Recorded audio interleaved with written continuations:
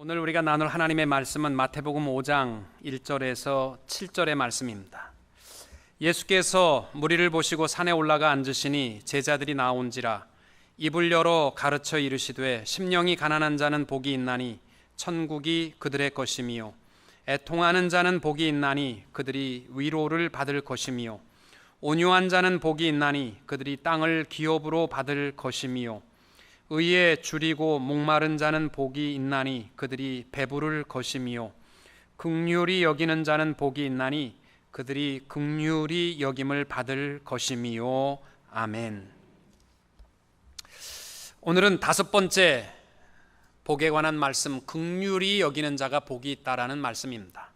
예수님께서 이 땅 위에 오셔서 산상에서 첫 설교를 선포하시면서 8가지 복 있는 사람에 대해서 말씀하셨습니다. 지난 시간까지 우리 4가지의 복 있는 사람을 나누었습니다. 심령이 가난한 자는 복이 있다. 이것은 하나님 앞에서의 겸손입니다. 심령이 가난한 사람의 가장 중요한 자세가 뭐냐면 내 마음의 중심에 무엇이 있느냐, 이게 굉장히 중요한 질문입니다. 또 애통하는 자는 복이 있다 하셨는데 자기 자신을 바라보는 겸손입니다. 우리가 가져야 할 애통은 자기 자신을 바라보며 부끄러운 죄에 대해서 애통할 수 있어야 되고 하나님 나라와 통치를 위한 애통함이 있어야 합니다. 온유한 자는 복이 있다. 온유는 거친 야생마가 길들어진 모습을 의미하는데 하나님을 향한 온유는 말씀 순종과 삶의 주인이 누구냐 하는 것이고 또 사람들을 향한 온유는 인내하고 용서하는 것이다 라고 했습니다. 그리고 지난 시간에는 의에 줄이고 목마른 자가 복이 있다. 변화된 하나님의 자녀로서 나만 변화된 것으로 만족하지 말고 계속해서 세상과 이웃과 형제를 향한 변화의 사명을 위해서 애타야 하는 그 목마름이 우리에게 있어야 합니다. 그래서 자신을 향한 줄임은 늘 하나님 앞에 감사하고 행복해하는 줄임이고 형제를 향한 목마름과 줄임은 영혼 구원의 줄임입니다. 오늘은 5번째로 7절에 보면 긍휼히 여기는 자는 복이 있나니 그들이 긍휼히 여김을 받을 것이미요. 여러분, 긍휼이 뭡니까? 성경을 읽다가 보면 사랑, 자비, 인애, 긍휼 다 비슷한 단어 같지 않습니까? 거의 비슷하기 때문에 이게 언제 인애를 쓰는지 언제 자비를 쓰는지 잘 구분하기 어려워서 성경이 혼동스러울 때가 많습니다. 요즘은 긍휼이라는 단어를 잘 안 써요. 기독교에서만 쓰게 되는데 그래서 제가 사전을 찾아봤습니다. 긍휼이 뭐냐면 라틴어로는 미세르코디아라는 단어입니다.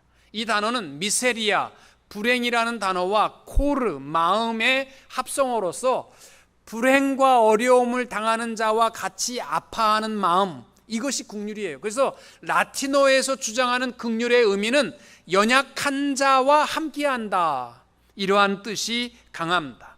여러분, 사랑과 긍휼은 어떻게 다릅니까?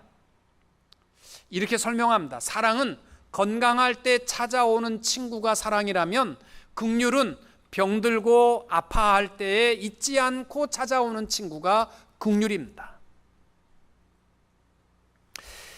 여러분, 사랑한다라는 표현을요, 내 위치에서 위와 아래를 통하여서 표현을 3가지로 합니다.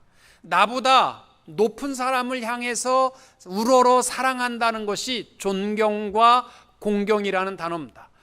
나보다 높기 때문에 그냥 대하는 것은 존경이라고 말하지 않습니다. 나보다 높은 자를 사랑하며 감당하는 것이 존경이고 나하고 동등한 위치에 있는 자를 사랑하는 것을 우리는 수평적 사랑이라, 우정이라고 말합니다. 그리고 나보다 못하고 나보다 힘든 여건에 있는 사람을 사랑하는 것을 긍휼이라고 말합니다. 우리가 구원받은 것이 셋 중에 무엇입니까? 라고 물으면 긍휼입니다. 하나님께서 독생자를 보내오셔서 하늘 영광 버리시고 낮고 천한 몸으로 이 땅 위에 오셔서 우리를 위해서 사랑하신 것은 긍휼이고 긍휼을 통하여 구원에 이르게 된 줄로 믿습니다. 또 긍휼이라는 단어가 헬라어로 보게 되면 레오라는 단어를 썼습니다. 영어로는 merciful이라 번역을 했는데, 자비라고 번역을 했는데, 자비와 긍휼도 조금 다릅니다. 자비는 뭐냐면요, 상대방의 처지에 서서 생각하고 느끼는 겁니다. 한자어로 말하면 역지사지라는 어려운 말이 있습니다. 상대방의 위치에 내가 서보는 겁니다. 그러면요, 사실 이해하지 못할 거 없어요. 근데 많은 사람들이 오해하고 분노하고 원수 맺고 하는 게 다 뭐냐면, 다 내 위치에서만 나를 생각하기 때문입니다. 이 긍휼은 자비와 좀 다릅니다.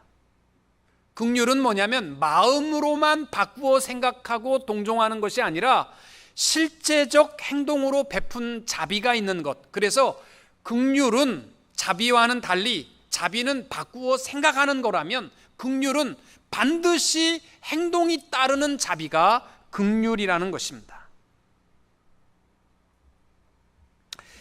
유대인의 탈무드에 보면 긍휼에 대해서 이렇게 설명합니다. 유대인들은 어떻게 긍휼을 설명하냐면, 아버지가 아들에게 이웃집 가서 낫을 빌려와라. 그래서 아들을 심부름 보냈는데 아들이 다녀와서 하는 말이, 아버지 이웃집이 안 빌려준대요. 그렇게 대답을 했습니다. 그리고 며칠 후에 그 집에서 급하게 낫을 빌리러 왔습니다. 아버지, 그 사람들이 낫 빌리러 왔어요. 빌려줘라. 아버지, 그 사람들 내가 며칠 전에 갔을 때 빌려주지 말라고 했던 사람들이에요. 빌려주면 안 돼요. 그랬을 때 아버지가 이렇게 말합니다. 저 집에서 빌려주지 않았기 때문에 나도 못 빌려준다. 이건 복수입니다. 복수. 저 집에서 안 빌려줬지만 자식들아 나는 빌려준다. 이건 증오입니다. 증오. 근데 저 집이 빌려줬든지 안 빌려줬든지 그건 잊어버리고, 저 집이 낫이 필요하기 때문에 빌려준다면 그것이 긍휼이다. 그렇게 유대인들은 탈무드에서 설명합니다. 그래도 긍휼이라는 단어가 참 어려운 단어입니다. 영국의 빅토리아 여왕이 평생 환자를 돌보며 애썼던 나이팅게일에게 국민 훈장을 줬습니다. 훈장을 받는 나이팅게일이 연설에서 이런 유명한 이야기를 합니다. 긍휼을 실천하는 길이 하나만 있는 것이 아닙니다. 돈으로도 할 수 있고 말로도 할 수 있습니다. 돈도 말도 할 수 없을 때에는 눈물로도 할 수 있습니다. 같이 울어주는 것, 이것이 긍휼입니다. 나이팅게일이 설명한 긍휼이었습니다. 오늘 예수님께서 우리들에게 긍휼히 여기는 자가 복이 있다. 이 땅 위에서 우리가 행복하게 살아가는 삶, 분명한 것은, 이 라틴어는 힘들고 어려운 자를 기억하고 헬라어는 실천의 의미를 가지고 있거든요. 그래서 우리의 아름다운 사랑을 힘들고 어려운 자와 함께함으로 복 있는 인생을 살아가는 성도님들이 다 되시기를 주님의 이름으로 축원합니다. 제일 먼저 긍휼의 선제 조건은 긍휼함을 입는다라는 것입니다. 여러분 7절을요 보시면, 긍휼히 여기는 자는 복이 있나니 저희가 긍휼히 여김을 받는다라고 말씀했는데, 이거 우리가 착각해서는 안 됩니다. 하나님께서 너희들 긍휼히 여기면, 긍휼히 여기는 삶을 살면 나도 긍휼히 여길 거고, 너희들 세상 속에서 각박하고 인색하게 살면 나도 국물도 없다. 그러한 뜻으로 해석하면 착각이십니다. 여러분, 우리가 죄인인데 하나님께서 우리에게 뭘 기대하겠어요? 기대하는 거 없으세요? 부부간에 싸울 때 가장 원인을 살펴보면 다 이래요. 좀 화해하고 사세요, 사랑하고 사세요. 그러면, 목사님, 저 여자가 나한테 사랑하면 나도 사랑하겠습니다. 그리고 여자들한테 가서 좀 남편 좀 사랑하세요. 저 남자가 나를 사랑하면 나도 사랑하겠습니다. 조건부라는 거죠, 다. 근데 오늘 하나님께서 우리에게 긍휼히 여기면 나도 긍휼히 여긴다, 이거 우리에게 안 하면 국물도 없다, 그러한 의미로 말씀하는 것 아닙니다. 선행을 말씀하는 게 아니고요. 7절을 이해하시려면 하나님의 두 번의 긍휼을 이해하셔야 돼요. 두 가지 긍휼. 첫 번째 긍휼, 무궁무진한 하나님의 긍휼을 우리가 선행 조건으로 누려야 우리는 긍휼히 여길 수 있는 존재들입니다. 이게 무슨 뜻이냐면요, 우리는 긍휼을 베풀 만한 능력이 없습니다. 우리에게 무슨 선한 것이 있겠습니까? 하나님의 긍휼을 경험하지 않고는요, 이 7계명, 이 다섯 번째 긍휼히 여김에 대한 축복은 이해할 길이 없습니다. 칼빈은 기독교 신앙 교리의 5가지 교리의 첫 번째가 뭐냐면 토탈 디프라비티, 전적인 타락입니다. 로마서 3장 10절에 이렇게 말씀합니다. 기록된 바 의인은 없나니 하나도 없으며 깨닫는 자도 없고 하나님을 찾는 자도 없고 다 치우쳐 함께 무익하게 되고 선을 행하는 자는 없나니 하나도 없다. 여러분, 그런 우리 상태인데 무슨 하나님이 긍휼을 기대하시겠어요? 토탈리 우리는 타락한 상태, 선을 베풀 만한 능력이 없다라는 거예요. 그러면 이러한 상태에서 우리가 구원을 받은 것은 뭡니까? 나 같은 죄인을 불러서 무조건으로 값없이 용서하시고 십자가의 피로 씻어주시고 성령님의 보증으로 우리를 삼아주시고 너는 내 것이라, 너는 내 아들이라, 내가 피값으로 너를 낳았도다, 이렇게 해서 우리가 하나님의 자녀가 된 줄로 믿습니다. 이것이요, 우리가 하나님의 자녀가 된 것은 전적으로 하나님의 긍휼하심입니다. 나에게 기대하고 하신 베푼 것 아닙니다. 그래서 에베소서 2장 4절과 5절에 이렇게 말씀합니다. 긍휼이 풍성하신 하나님이 우리를 사랑하신 그 큰 사랑을 인하여 허물로 죽은 우리를 그리스도와 함께 살리셨다. 여러분, 우리가 죄로 말미암아 죽은 자가 살아나는 기적, 하나님의 자녀가 되는 기적이 뭐냐, 구원받은 기적의 이유가 뭐냐 하면요, 긍휼이 풍성하신 하나님 때문입니다. 오늘날 우리가 하나님의 자녀가 되었고 천국 소망을 갖게 된 이유가 뭐냐? 그 이유는 하나님의 긍휼하심 때문입니다. 그래서 예레미야 애가 3장 22절 23절에 이렇게 말씀합니다. 여호와의 인자와 긍휼이 무궁하심으로 우리가 진멸되지 아니함이니이다. 이것들이 아침마다 새로우니 주의 성실하심이 크시도소이다. 여러분, 우리가 진멸되지 않는 이유는 딱 하나입니다. 하나님의 긍휼하심이 무궁하기 때문입니다. 또 날마다 우리가 오늘도 하나님의 진노 가운데 있지 않고 오늘도 우리가 예배자로 하나님의 소망을 가지고 살아가는 이유가 있다면 하나님의 긍휼하심이 날마다 새롭기 때문인 줄로 믿습니다. 이게 뭐냐면요, 우리의 모든 고통과 심판의 저주에서 벗어날 수 있었던 유일한 이유는 하나님의 긍휼하심이 우리에게 임하였기 때문입니다. 이것을 깨달은 자가 행할 수 있는 것이 바로 이 5번째, 긍휼히 여기는 자가 긍휼하심을 받는다는 것입니다. 그래서 2번째 우리에게 하나님이 약속하는 긍휼하심은요, 조건적 긍휼입니다. 죄 용서함을 받고 구원받고 하나님의 자녀가 되는 것은 선행된 첫 번째 무한한 하나님의 긍휼이고, 그리고 이 2번째 구원받은 다음에, 즉 우리들 성도들이에요, 하나님의 긍휼하심을 힘입고 이 땅 위에 풍성하고 복되게 살아가는 비결이 있다면 너희들도 긍휼히 여기면 내가 더 큰 긍휼로 너희와 함께하마. 힘드시죠? 말씀이 이해하기가 어렵지만 중요한 얘기입니다. 여러분, 우리가 구원받는 것은 하나님의 무한한 긍휼이지만 우리가 이 땅 위에서 복되게 살아가는 비결은 베풀고 나눔 속에 하나님의 무한한 긍휼이 우리와 함께하게 되는 줄로 믿습니다. 용서, 풍성함, 긍휼, 이거는요 조건적인 겁니다. 여러분, 용서에 대해서 이렇게 말씀하세요. 주님께서 기도를 가르쳐 주시면서 우리가 우리에게 죄 지은 자를 용서한 것 같이 우리 죄를 사하여 달라. 이 말은 다른 말로 하면요, 내가 용서하지 않으면 하나님 나 용서하지 말라는 기도입니다. 그래서 용서하는 자가 이 땅 위에서 원수 맺지 않고요, 용서하는 자가 하나님의 무한한 용서를 오늘도 맛보며 살아가게 될 줄로 믿습니다. 마태복음 6장 15절이 그 내용이잖아요. 너희가 사람의 과실을 용서하면 너희 천부께서도 너희 과실을 용서하시려니와 너희가 사람의 과실을 용서하지 아니하면 너희 아버지께서도 너희 과실을 용서하지 아니하리라. 하나님께서 정확한 규격의 자를 가지고 우리를 재고 혼내고 재고 혼내고 그러면 인생이 얼마나 피곤하겠어요.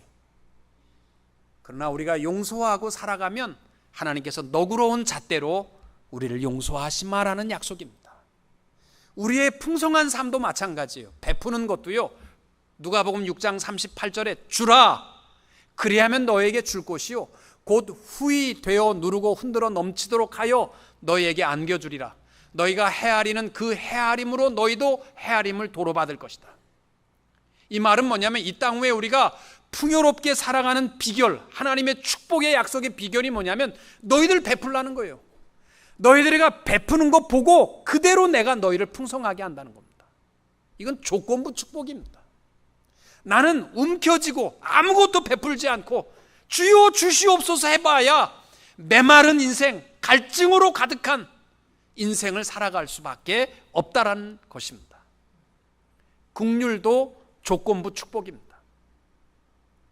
물론 하나님의 무한한 긍휼을 체험했지만 그럼에도 불구하고 나는 얼굴 딱 돌리고 끝까지 사랑을 베풀지 아니하면 하나님께서 그 인생, 순례자의 길을 고통스러운 메마른 인생을 살아갈 수밖에 없게 하신다는 것입니다.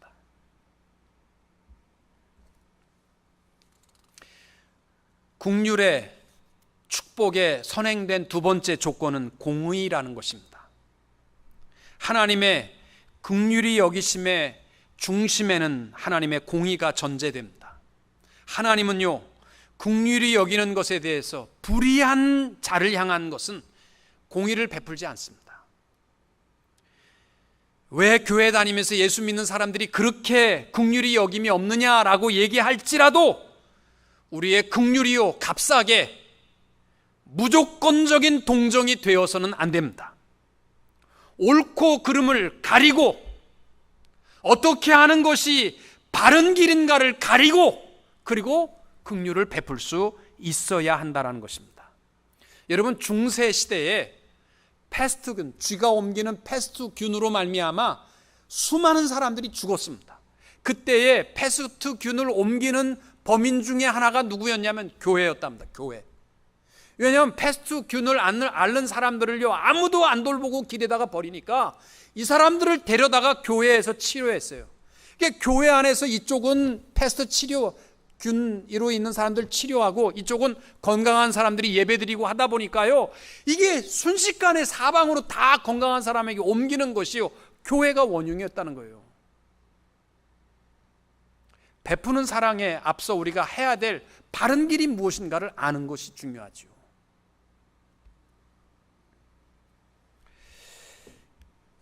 만약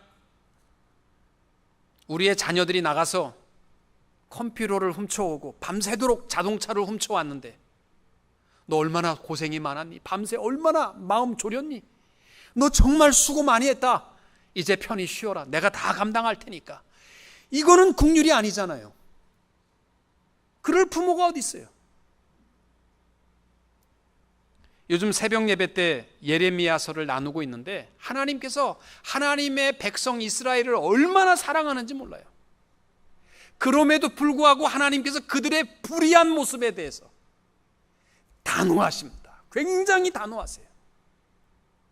냉정하신 하나님이니까 아니요, 사랑하기 때문에 하나님의 긍휼의 전제 조건은 공의로운 것을 기억해야 할 것입니다.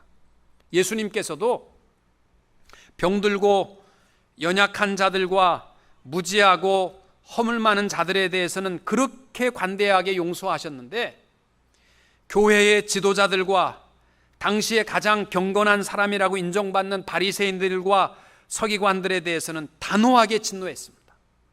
예수 그리스도의 십자가는 못 덮을 죄가 없음에도 불구하고 불의한 자들에 대해서는요, 단호하셨습니다.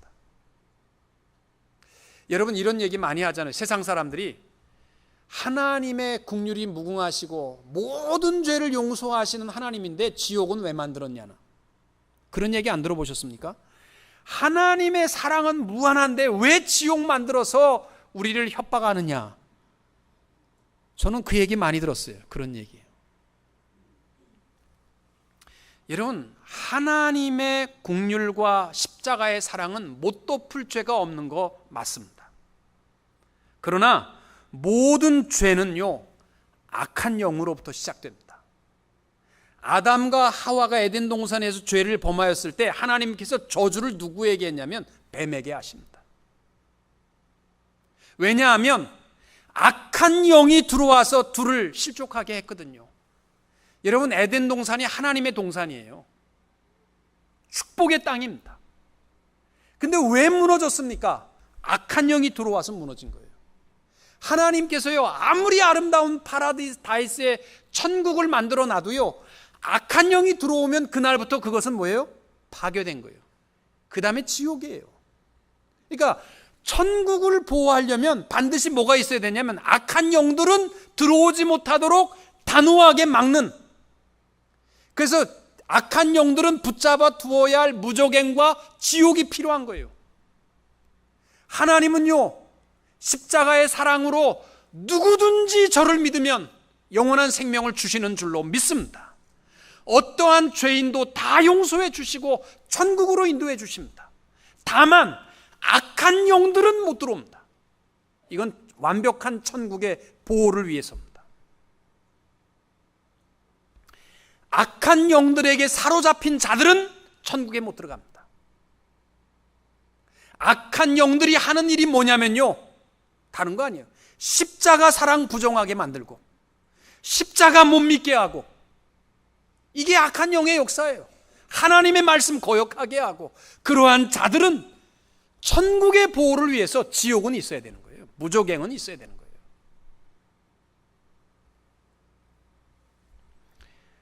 하나님의 긍휼하심이 작아서가 아닙니다. 하나님의 긍휼하심은 무궁한 것입니다. 그러나 우리가 의로워야 하나님의 긍휼하심을 힘입을 수 있다는 사실을 기억하시기 바랍니다. 우리의 긍휼의 대상이 누굽니까?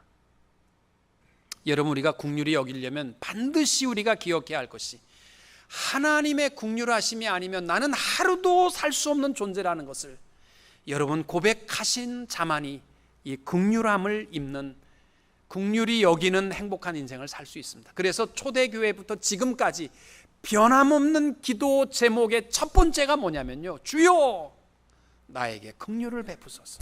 Lord have mercy on me. 나에게 긍휼을 베푸소서. 하나님의 긍휼이 없으면 나는 하루도 살 수 없는 자임을 고백할 때에 우리는 하나님의 무궁한 긍휼을 체험할 수 있고 그 무궁한 긍휼을 나눌 수 있는 겁니다. 야고보서 2장 13절에 이렇게 말씀합니다. 긍휼을 행하지 아니하는 자에게는 긍휼 없는 심판이 있으리라.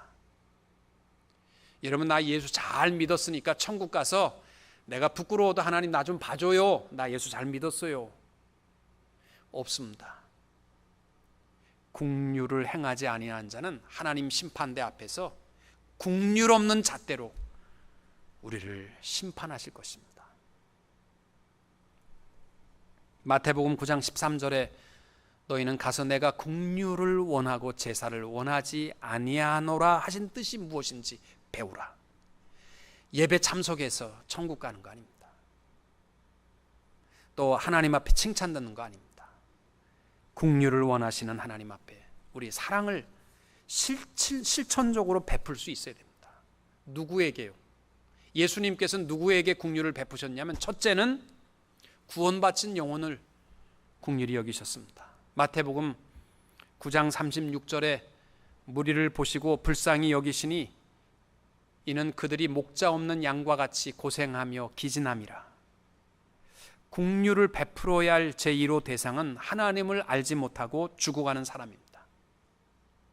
여기서 이 불쌍히 여겼다라는 뜻은 뭐냐면 여성의 자궁을 의미하는 거예요. 생명을 담고 있는 여성의 자궁. 여자는 약하지만 생명을 잉태하면 얼마나 강한지 몰라요. 죽음도 불사합니다. 바로 한 영혼을 향한 그 마음이 여성의 자궁과 같은 그러한 긍휼이 우리에게 있어야 할 줄로 믿습니다. 여러분, 만약 어떤 사람이 99세까지 건강하게 살다가 저녁에 자다 말고 하루아침에 돌아가셨다. 그러면 여러분 뭐라고 얘기합니까? 아, 호상이라고. 정말 인생 행복하게 살다 갔다. 그것보다 더 중요한 질문이 하나 있습니다. 그분이 예수 믿고 가셨습니까? 한 영혼을 향한 사랑이 우리에게 있어야 돼요. 여러분, 중국에 실제로 있었던 얘기가 있습니다. 버스 44라는 영화가 있는데 실제 이야기의 스토리입니다. 한 버스가 시골길을 가고 있는데 깡패들이 버스를 탄 거예요. 타가지고 칼 가지고 손님들 돈을 다 털고, 버스 운전사가 여자였는데 이쁘게 생기니까 차를 세우고 그 여자를 납치해서 차에서 끌고 내려서 겁탈했습니다. 근데 그 많은 손님들이요, 무서워서 아무도 말리지 않고 딴 데 쳐다보고 있었습니다. 한 청년만 내려서 이러시면 안 됩니다. 이렇게 하면 되겠습니까? 그랬다가 죽도록 매맞고 다 터져가지고 상처만 입고 다시 버스에 탔어요. 여자 운전사가 겁탈을 당하고 버스에 탔습니다. 그리고 출발하기 전에 그 남자 보고 내리라고 명령을 하는 거예요. 얼굴에 상처. 아, 그래도 나는 당신 도우려고 했는데 내려! 너 꼴 보기도 싫어, 내려. 안 내리니까 안 내려? 그 짐을 들고 밖으로 집어 던져버렸어요. 그래서 이 남자가 짐 때문에 할 수 없이 버스에서 내리니까 문을 닫고 출발해버렸습니다. 참 별 여자 다 있다. 나는 도우려고 했는데 어떻게 나를 내려놓고 가나? 조금 가다 보니까요, 낭떠러지에서 모두 태우고 떨어져 버렸습니다. 사고 친 사람, 깡패들도 살 가치가 없고, 그 힘겹게 어렵게 고통당하는 자를 외면하는 너희들도 살 자격이 없다는 것이 그 스토리의 이야기입니다. 한 영혼을 불쌍히 여기는 마음, 이것이 우리의 긍휼의 대상입니다. 두 번째는 병들고 고통 중에 있는 자들을 주님은 긍휼히 여기셨습니다.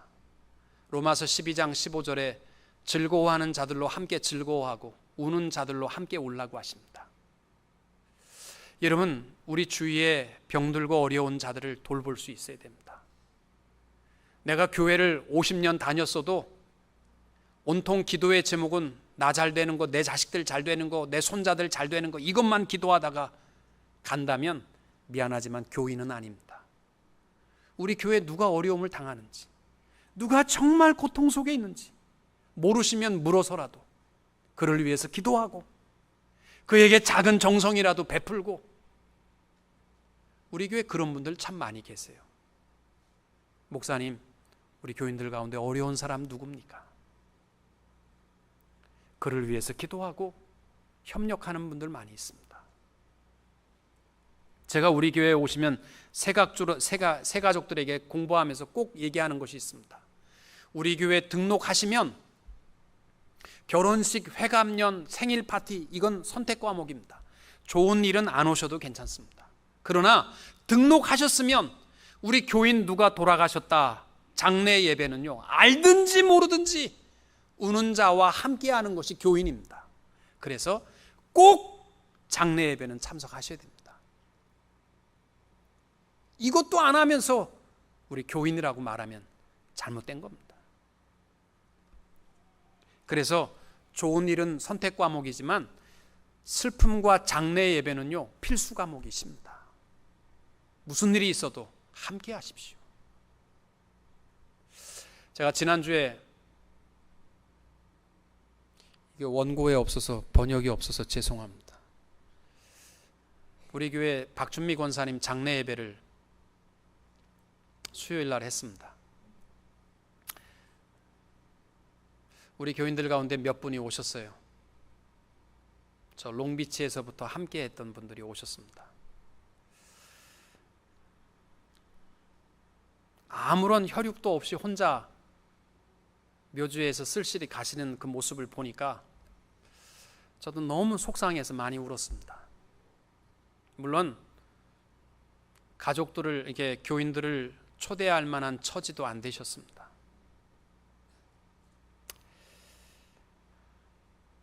그래도 권사님이 돌아가시기 전에 꼭 목사님에게 전하라고, 그래서